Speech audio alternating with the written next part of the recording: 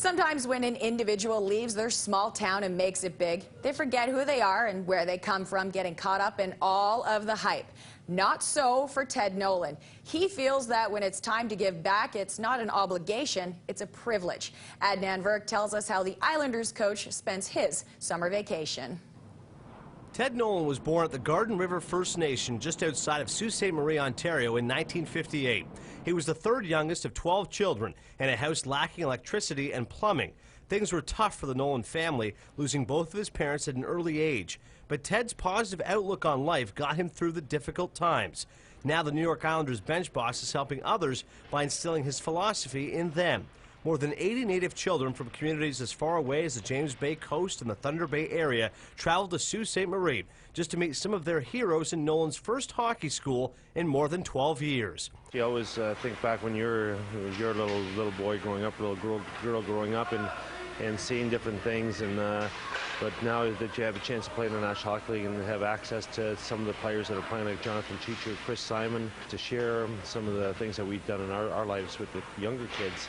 And hopefully it'll help improve their lives in some way. It's very important to be able to come and spend some time with the kids, even though it's a short time. But you know, it's great to see them, great to see the smiles on their faces. We're from James Bay area. It's a town called Cheechoo, and it took us about 20 hours to get here.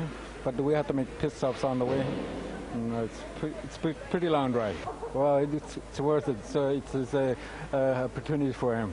Giving back to the community is not an obligation for Nolan, but a privilege, he says. Through his hockey school, Nolan reaches out to the next generation of not only hockey players, but leaders in their communities. Nolan enlisted some of his former students, sons Brandon and Jordan, and NHLers Chris Simon and Jonathan Cheechoo, to teach not only on-ice training, but a mind, body, and spirit approach. One thing that's unique about our hockey school is, you know, we do the skill stuff on the ice. You can learn how to stick handle and shoot the puck anywhere.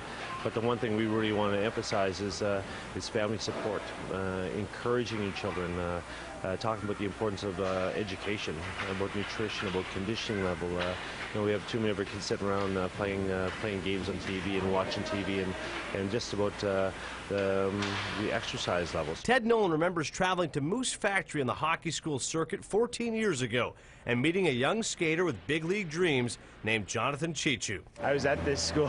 He actually came up to Moose Factory and did a school like this when I was 12 years old. So, you know, I know it helped me out a lot. So I jumped at the opportunity to come here and work with him again. Cheechoo also loves giving back to the Native community, one in which invested $15,000 to help him achieve his dream, one that was given hope because of his success. One of the biggest support systems I had was my family, my parents, and their willingness to help me out in any way. And you know, I'm proud of all the parents that came and grandparents that are here to support their kids. And you know, I know that meant a lot to me, just having the parents there. To see the parents here supporting their kids, I think that's huge. You know, every kid has at least one parent here. Most of them have both their parents here, and you know, there's a lot of aunts and uncles here, and brothers and sisters that have come. So, you know, family is huge to me. Even if there is not another NHLer in this clinic, you can bet there will be future leaders who will use Nolan's initiative as further inspiration to remember their roots and generously follow his lead.